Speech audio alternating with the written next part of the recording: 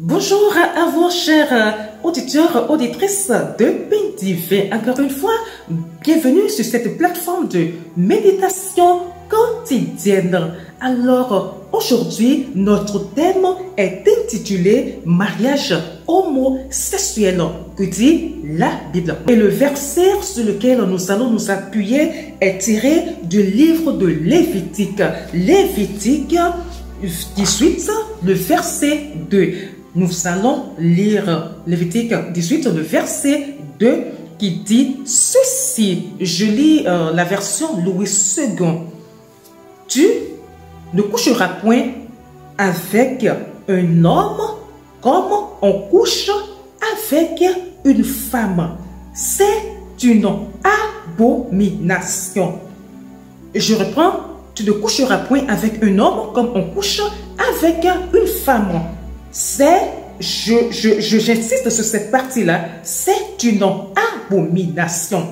Bon, maintenant, on va voir ce que c'est qu'une abomination. Abomination égale le comble de l'impiété, d'un mal qui inspire l'horreur. Voilà, donc avant d'aller plus loin dans notre méditation, nous allons écouter cet élément ensemble et on revient. Le pape François a dit oui. Le Vatican annonce la bénédiction pour les couples de même sexe. Elle se déroulera hors liturgie. Natalia Mendoza, on vous retrouve à Rome. Est-ce une révolution pour l'Église catholique ? C'est sans doute une annonce qui fait l'effet d'un coup de tonnerre, une annonce très attendue et réclamée par les collectifs représentants de la communauté homosexuelle catholique depuis des années. Ils poussaient pour une reconnaissance de la part de l'Église catholique de ces couples homosexuels sous la forme d'une bénédiction. C'est désormais chose faite, une première pour l'Église catholique qui officiellement, je vous rappelle, considère le mariage comme l'union entre un homme et une femme et qui officiellement reste ferme sur l'opposition au mariage catholique. Le document de la Congrégation pour la doctrine de la foi qui a officialisé cette annonce précise qu'il s'agira d'une bénédiction hors liturgie qui, je cite, ne sera jamais accomplie en même temps que les rites civils d'union ni en relation avec eux. Le texte s'applique également aux couples en situation irrégulière, notamment les couples de divorcés remariés. D'ores et déjà,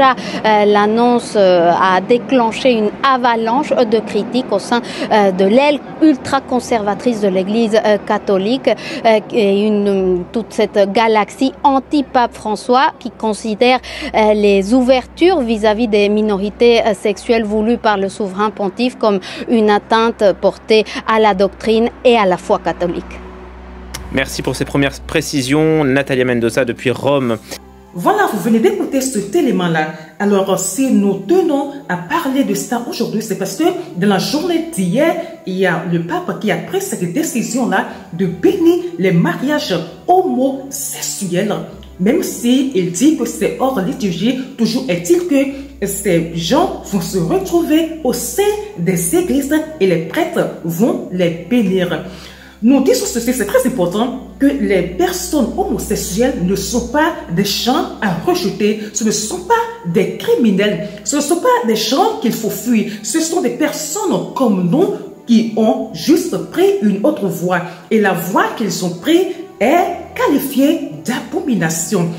Il faut avoir le courage de le dire. On ne doit pas les fuir. L'Église ne doit pas les rejeter. Nous devons toujours leur démontrer de l'amour, tout en ayant le courage de leur dire que ce dans quoi ils sont là est mauvais. On a tendance à dire que le temps évolue. Quand on écoute les débats, on écoute les uns les autres, surtout les chaînes occidentales. On dit que la mentalité a évolué, que de toutes les façons dans la Bible, Jésus n'a pas clairement mentionné, dans le Nouveau Testament, Jésus n'a jamais mentionné que l'homosexualité est une mauvaise chose, mais c'est pas vrai.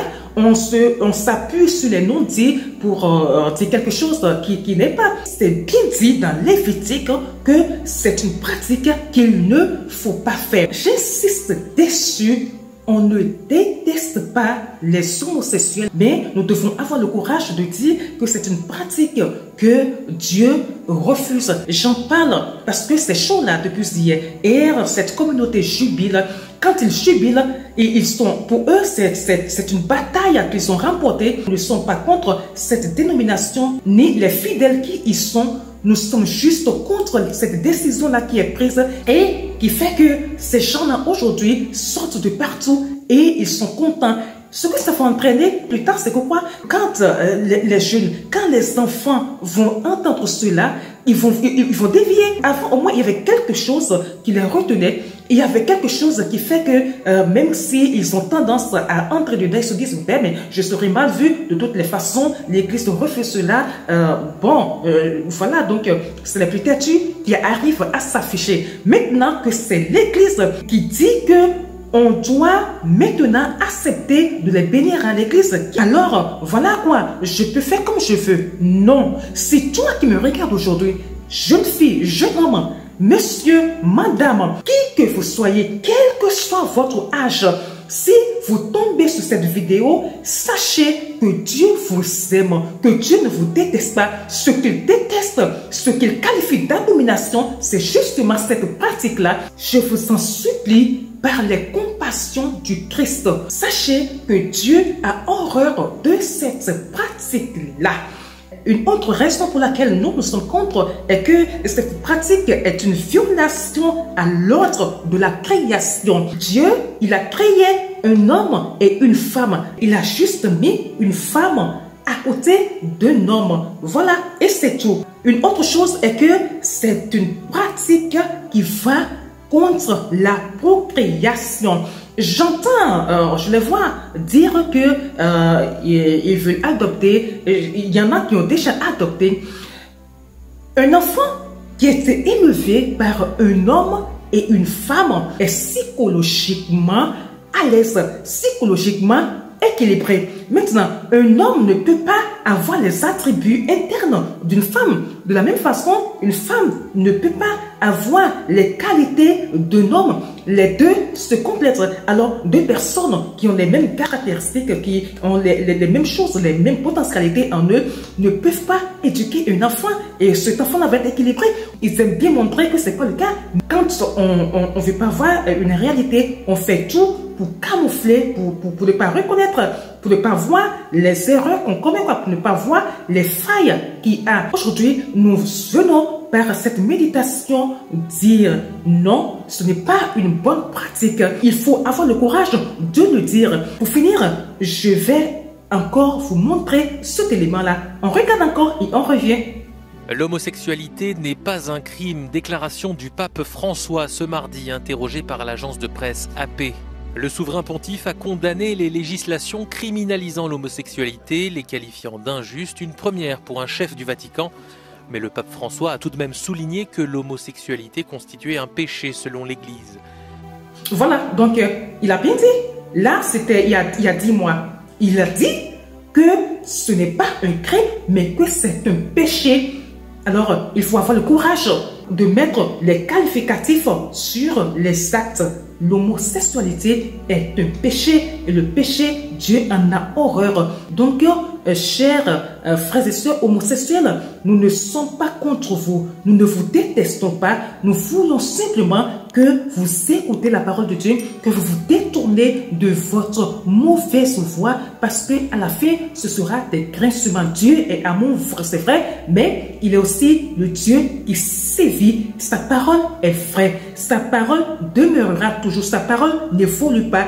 Sa parole ne sera jamais modernisée. Il est le même hier, aujourd'hui et éternellement. Laissez votre cœur être touché par la parole de Dieu et il viendra vous habiter et vous amener à vous guérir si vous avez déjà une tendance pareille.